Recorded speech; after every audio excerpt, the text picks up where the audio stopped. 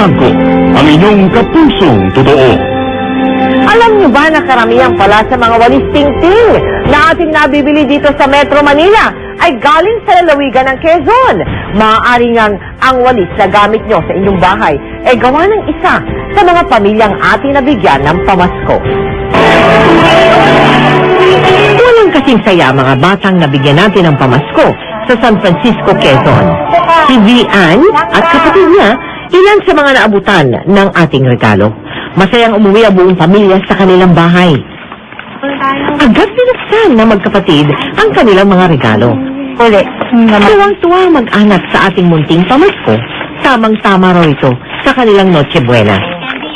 Maraming salamat na gagamit namin ngayong Pasko. Maraming salamat po sa Kapuso Foundation. Hindi naman matawaran ang hirap ng mga magulang ni Vivian sa pagtatrabaho. Ang amang si Celso, nangangawit ng hiyog. Ang inang si Delia naman, gumagawa ng walis tingting.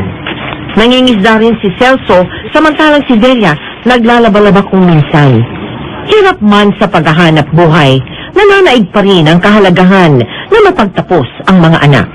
Kahit ganitong paunti-unting hanap buhay, napagsikatan namin pa rin sila magpag-aaral. Sa mga donors at sponsors na nag-ambag ng kanilang tulong, maliit man o malaki, labis po ninyong napasaya ang mga batang ating hinandugan. Maraming salamat po sa inyo. Abangan niyo po bukas ang kwento naman namin tungkol sa batang walang mga kamay, walang mga paa, pero may kakaibang kakayahan. At para naman sa namang may paglilingkod ng GMA Kapuso Foundation sa inyo, pati po para sa inyong donations, magsadya sa aming tanggapan Lunes hanggang Biyernes. Para sa inyong donations, maaari din kayo magdeposito sa aming Metrobank at UCPD account.